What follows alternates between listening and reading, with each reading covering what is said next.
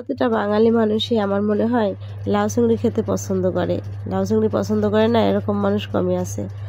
Hello everyone, welcome back to my channel.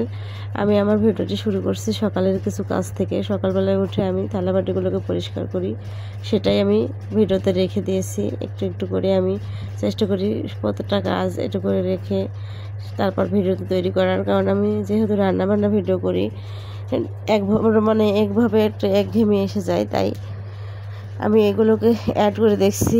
ভিডিওটা দেখতে একটু ভালো লাগে, আমার নিজের কাছে ভালো লাগে, আপনাদের কাছে কেমন লাগে তা আমি জানি না। এরপরে যে আমি বিকেলে রান্না করব লাউ চিংড়ি, তাই লাউটাকে সুন্দর করে কেটে পরিষ্কার করে ধুয়ে নিচ্ছি, যাতে আমার বিকেলে রান্না করতে সুবিধা হয়। আজকে ভাবছি রমজান মাসে কোনো ভাজা পোড়া করব না, কিছুই করব না, একদম সিম্পল তরকারি ভাত দিয়েই আজকের ইফতার শেষ করব।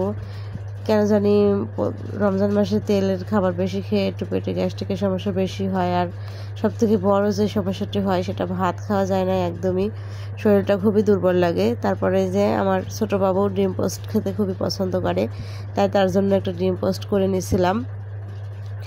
আর পরিবারের অন্যান্য সদস্যরা যে যেতে খেতে পছন্দ করে সেটা তৈরি করতে হয়। এই তো কেউ সিদ্ধ ডিম কাবাব করবো খেতে পছন্দ করে তাদের জন্য, তাই সিদ্ধ ডিম কাবাব তৈরি করে নিচ্ছি।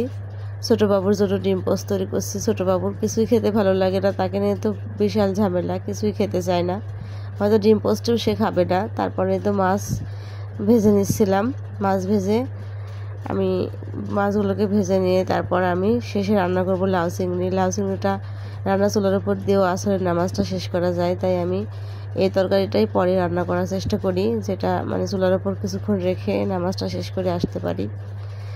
এই জন্যই আমি আগে যেগুলো ছোটোখাটো রান্না ঝামেলা যেগুলো রেখে রান্না নামাজের জন্য যাওয়া যাবে না সেগুলো আগে রান্না করে নিই।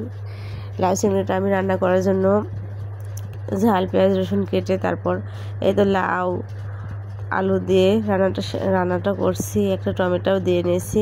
লাউ চিংড়ি খেতে খুবই অসাধারণ লাগে। সবাই আমার মনে হয় প্রায় মানুষই লাউ চিংড়ি খেতে পছন্দ করে। লাউ চিংড়ি পছন্দ করে না এরকম মানুষ কমই আছে।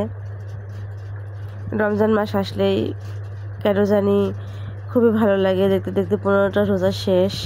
এই তো শেষের দিকে রমজান রমজান মাস তো মনে হয় যেন দুদিনেই দেখতে দেখতে চলে যায়। আসার আগে মনে হয় 1 মাস রোজা রাখা অসম্ভব মনে হয়, কিন্তু যখন রোজা রাখতে শুরু করি খুবই সিম্পল আর সহজ মনে হয়, ভালোই লাগে। শেষের দিকে মনটা খারাপই লাগে। রমজান মাস চলে যাওয়ার সময় এত রহমতের মাস আমাদের জন্য খুবই সুসময় বয়ে আনে, ইবাদতের মাস, হয়তো 1 বছরের পাপ মোচন করার মাস। সবাইকে সুস্থতা দান করুক। আজকের ভিডিও পর্যন্তই, সবাই ভালো থাকবেন। আল্লাহ হাফেজ।